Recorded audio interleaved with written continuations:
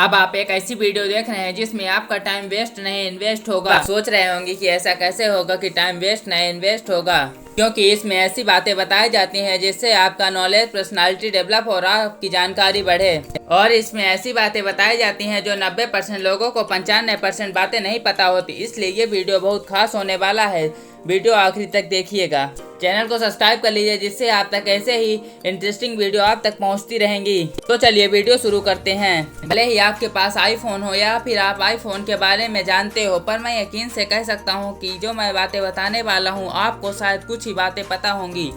तो चलिए शुरू करते हैं।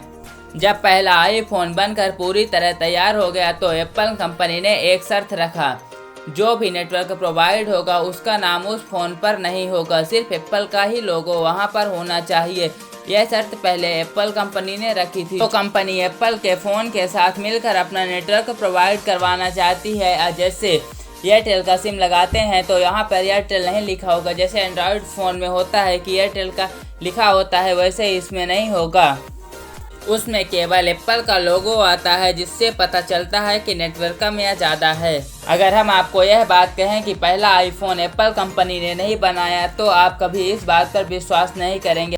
लेकिन सिस्को सिस्टम पहले आईफोन नाम रजिस्टर करवा लिया था, और जब मार्केट में आईफोन आया तो आईफोन के ऊपर केस भी किया गया था। शायद आपको यह बात पता ना हो कि एप्पल स्टोर पहली ऐसी जगह है जहां पर आप कानूनी तौर पर कोई भी ऐप डाउनलोड कर सकते हैं। एप्पल स्टोर में 60% से अधिक ऐसे ऐप हैं जो आज तक कभी डाउनलोड नहीं किए गए। इस कंपनी की फ़ोन की लोकप्रियता का अंदाज़ा इसी बात से लगाया जा सकता है कि जापान में एक आदमी आईफोन 6 के लिए 7 महीने लाइन में लगा था।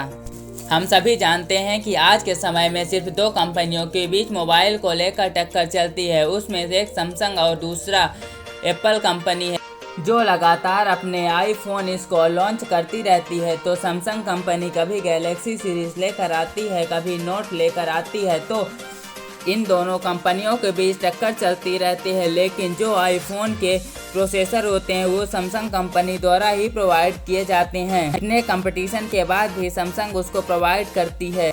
साल 2012 एप्पल कंपनी के लिए बहुत महत्वपूर्ण साबित हुआ, क्योंकि 2012 में एप्पल ने 40 मिलियन आईफोन बेचे। इसका मतलब औसतन 11 लाख आईफोन प्रतिदिन बेचे गए। एप्पल के आईफोन दुनिया भर के 89 देशों में बेचे जाते हैं। आपको पता है कि एप्पल में सिरी होता है, जैसे एंड्रॉयड फ़ोन में गूगल असिस्टेंट काम करता है, वही काम एप्पल में सिरी करता है। क्या आप जानते हैं जब भी आईफोन किसी भी तरह का विज्ञापन यहाँ ऐड होता है तो उसमें 9:41 ही क्यों बजे होते हैं?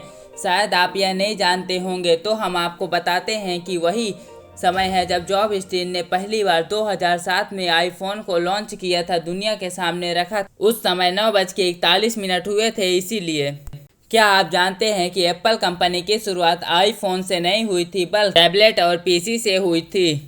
स्टीव जॉब्स को जब एप्पल आईपैड का पहला नमूना दिखाया गया तो उसने इसे एक्यूरम में डालकर एयर बबल्स का इस्तेमाल करके सिद्ध करने की कोशिश की कि इसमें अभी भी खाली जगह है, इसे और छोटा बनाया जा सकता है। एप्पल कंपनी ने 2014 में सबसे ज़्यादा पैसे कमाए थे। अमेज़न, गूगल और फेसबुक, अगर तीनों की कमाई मिलाया जाए तो उससे भी ज़्यादा पैसे कमाए थे। इसीलिए दुनिया की पॉपुलर कंपनी में से आईफोन का नाम सबसे पहले आता है।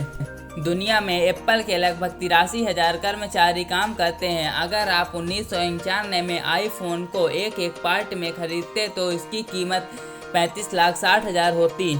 अगर आपकी नॉलेज में थोड़ा सा इम्प्रूव हुआ हो तो एक लाइक कर दीजिए।